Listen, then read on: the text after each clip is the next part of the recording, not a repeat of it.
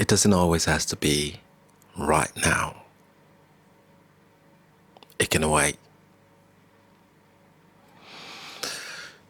If anything can be true, I think this is. There are times in life where timing is everything. There are times in life when we have to be in a hurry to act. We have to be quick to respond.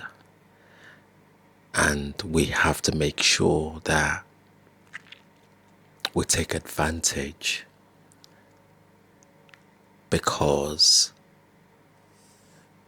our currency is time, and nobody knows when that is going to expire. However, there are times where you feel, I could approach that differently, because if you're not gentle and you're not careful, the implications could be dire. What am I talking about? I once listened to this podcast. I can't remember the guy's name, but it was on the Diary of the CEO. And he says, the truth doesn't have to be brutal. It just has to be honest, and it has to be truth. And this often plays out when we're giving feedback. When somebody asks you for your honest opinion,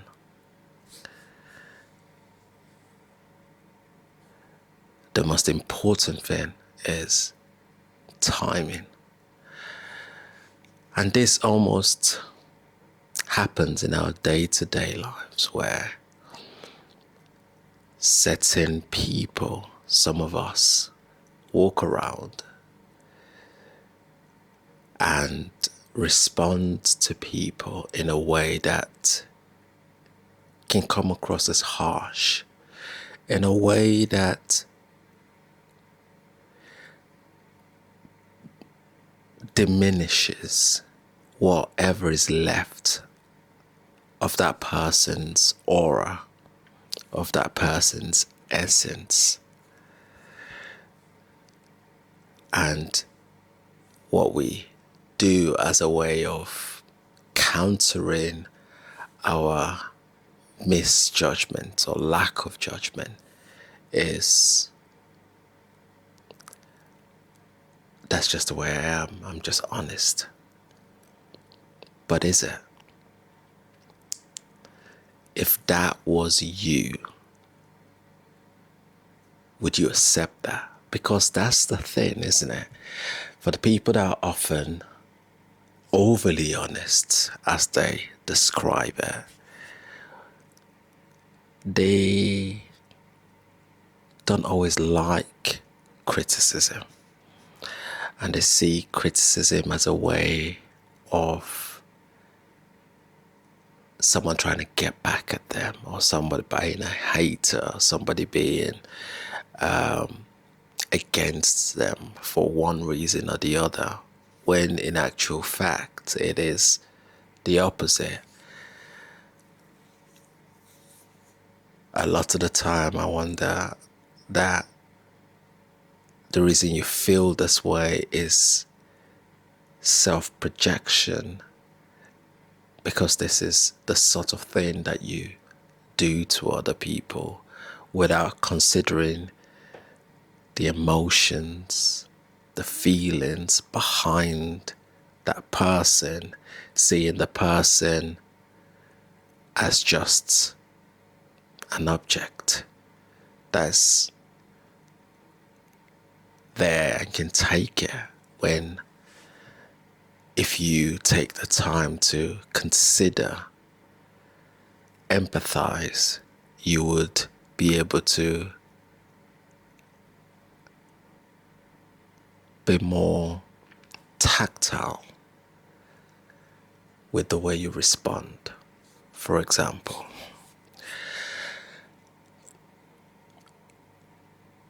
you've gone to see an event,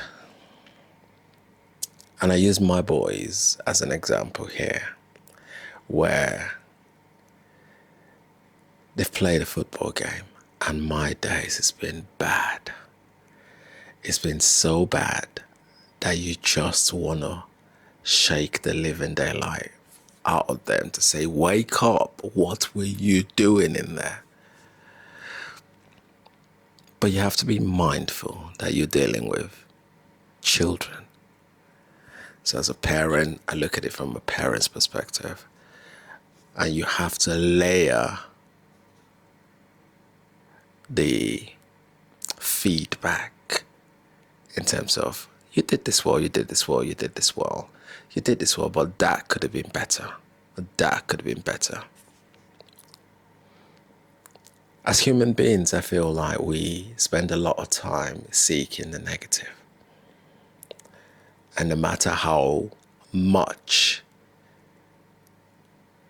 we try and hear good things, sometimes our psyche, unless we've fully trained it, goes straight for, oh, but you said that wasn't great, so you miss all of the positive.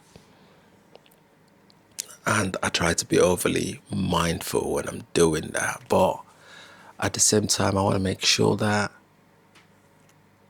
I try to be balanced.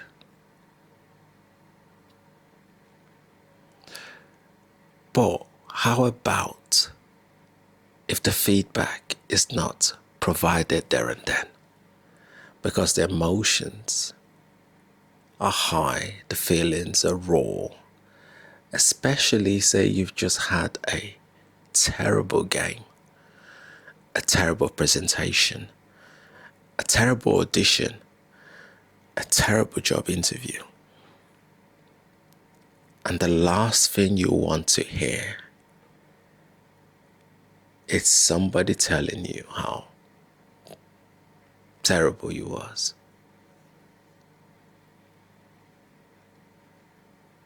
That doesn't mean that you can't be honest. But we can sidestep and pick the things that are or were good. For example, I think your stamina was really good today.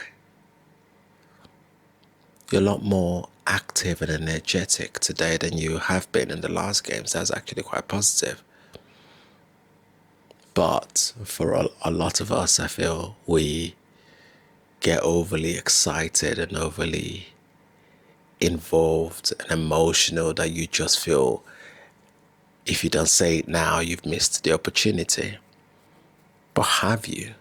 Because if that conversation was to happen on a different day, when the emotions are not as high, people have had time to process what's gone on, would it be possible that they're more able to engage in more constructive discussion?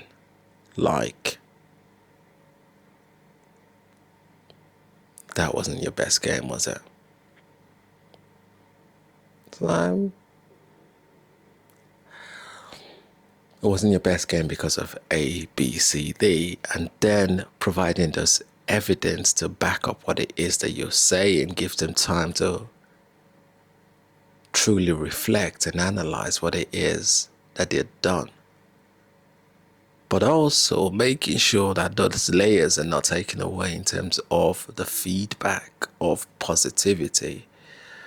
Because for every negative, there is a positive. For every positives, there is an area that you can build upon and an area that maybe requires some work and we need to kind of pull from as well.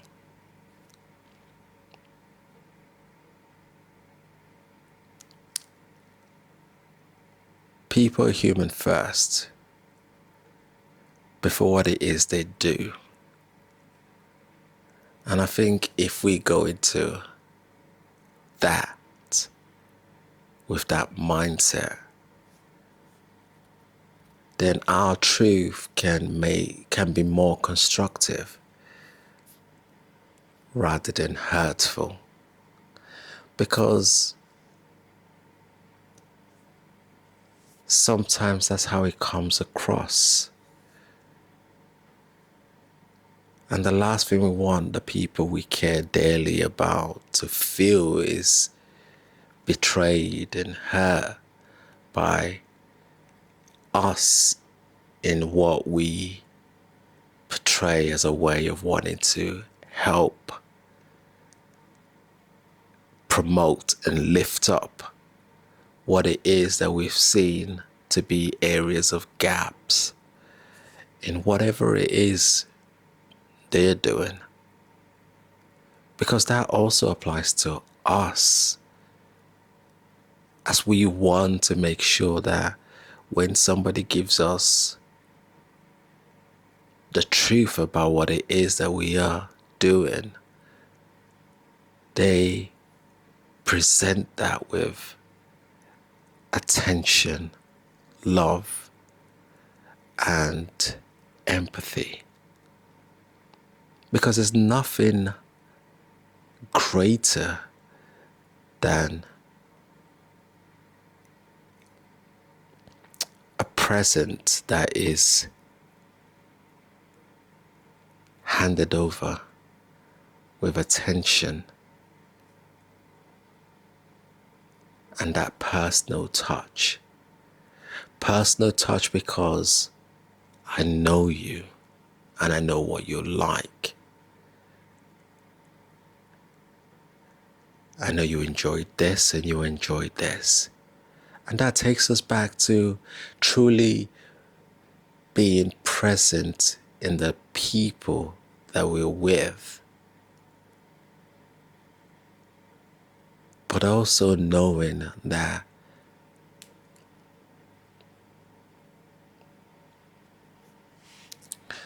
it doesn't hurt to just wait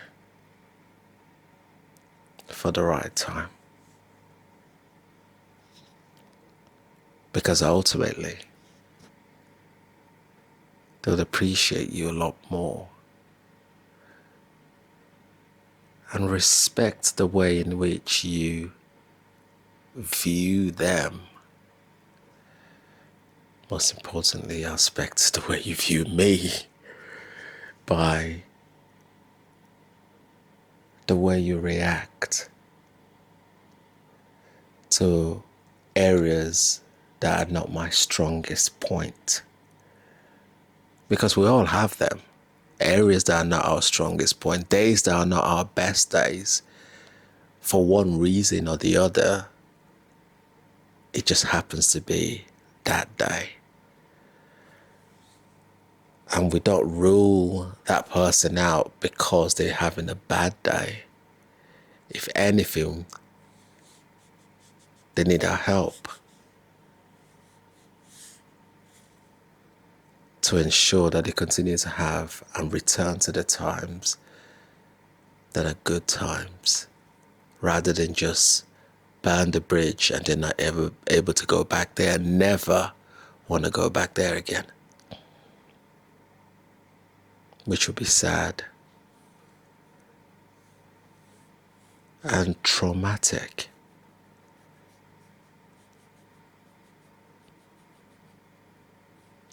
Let me know what you think in the comment section below. Have you had an experience like that? And what is it that could have helped with that time?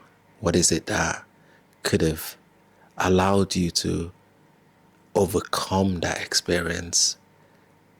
What could they have said? What could you have said? Let's have the chat in the comment section below. Until next time, it has been Kings. Peace. Bye for now.